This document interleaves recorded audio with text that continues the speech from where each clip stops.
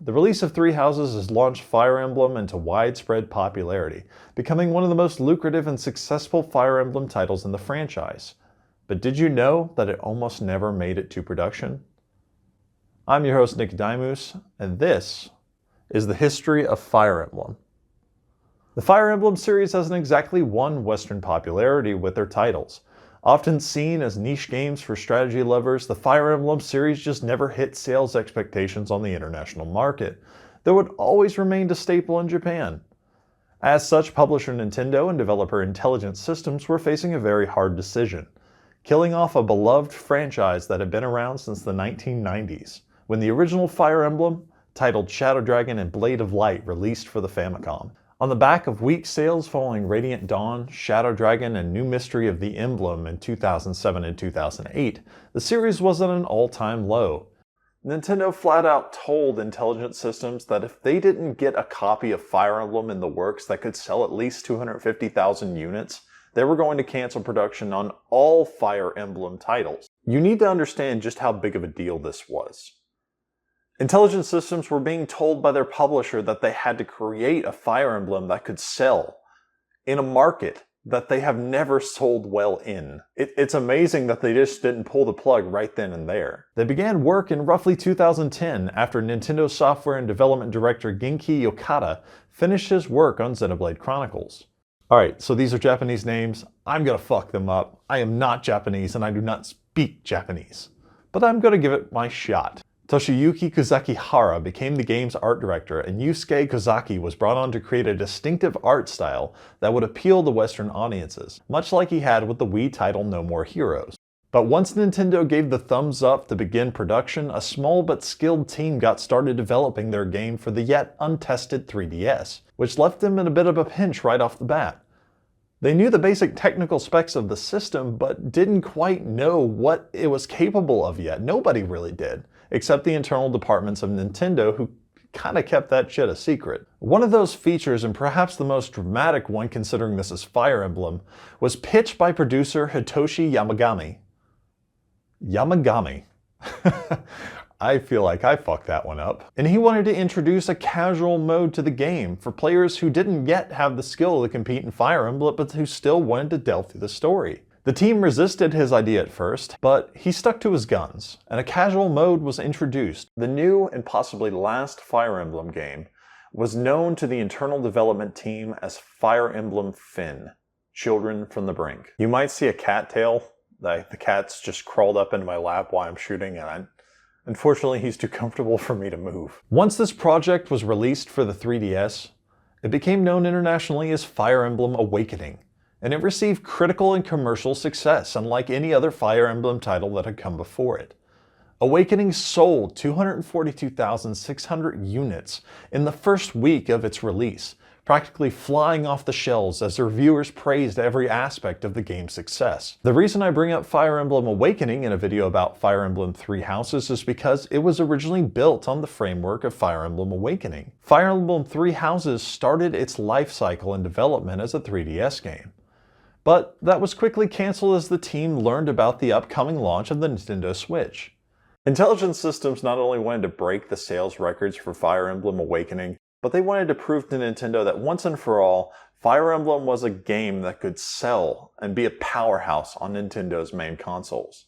They never wanted to be under the threat of cancellation again, and I can't say I blame them. They set to the task by bringing in help from Koei Tecmo Game, who had collaborated with Intelligence Designs for the spin-off game Fire Emblem Warriors.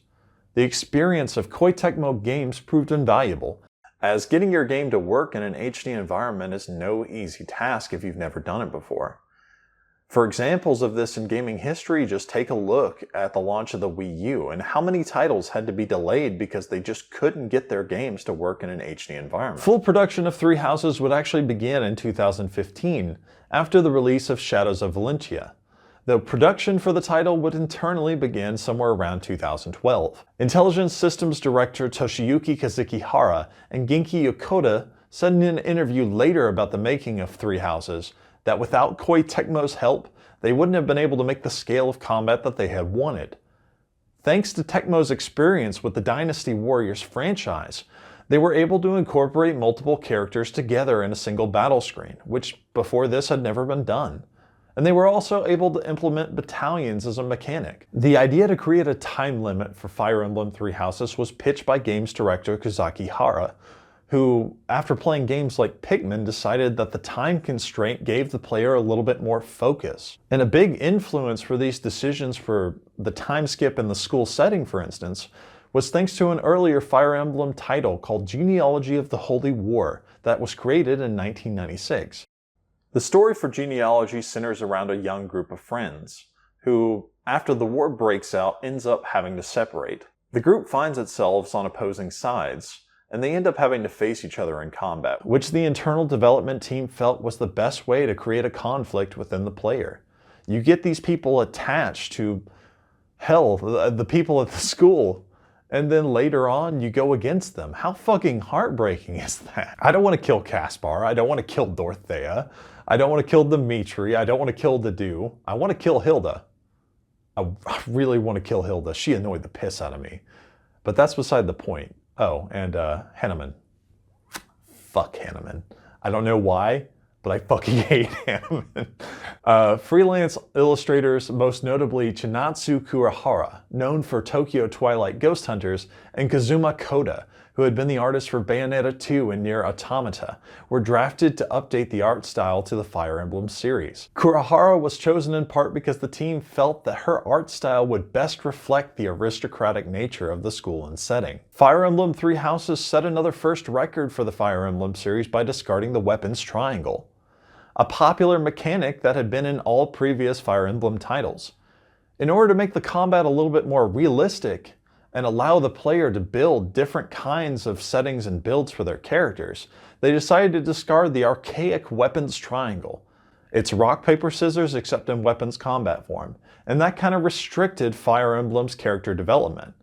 Now in this, you're allowed to class change, you're allowed to mold the characters to whoever you want, so discarding the equipment triangle was kind of a smart move for the game. It freed up so many possibilities for the players, and if you needed a character to fulfill a specific role that had been lost, you could adapt one and start training them towards that purpose. It allowed you to progress through the storyline without feeling trapped into a single thing. The team at Intelligent Systems, Nintendo, and Koei Tecmo wanted to bring the characters of their world to life. Half a dozen writers were tasked with creating a story for Three Houses, and they were also tasked with creating a character Bible of sorts. Otherwise, a huge document filled with character traits, personality, backstory, dialogue, history, everything.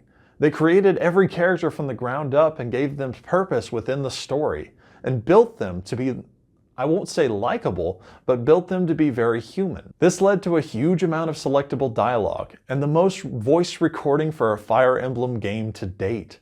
Almost 3 months worth of content. Upon release, despite it only being a few weeks, Fire Emblem topped sales in Japan, of course.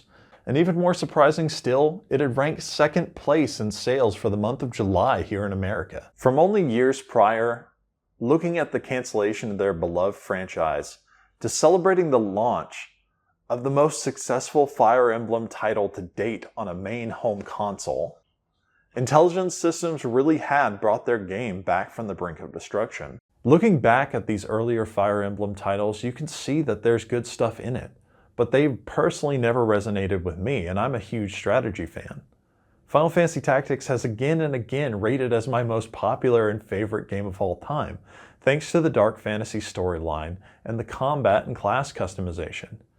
This Fire Emblem did all of those aspects extremely well, and I'd be more than happy to play it again and again and again, and in fact I have. I'm working on my third playthrough right now with a different house, and that's why it's taken me so long to do these videos. I really can't help myself. Intelligent Systems and Koei Tecmo really have made a masterpiece of a game. It's smart, it's funny, it's heartbreaking. It pulls you in and doesn't let go. The characters, you get involved in their own personal motivations, and you can't wait to go on paralogue missions, which are kind of like side story quests with certain characters.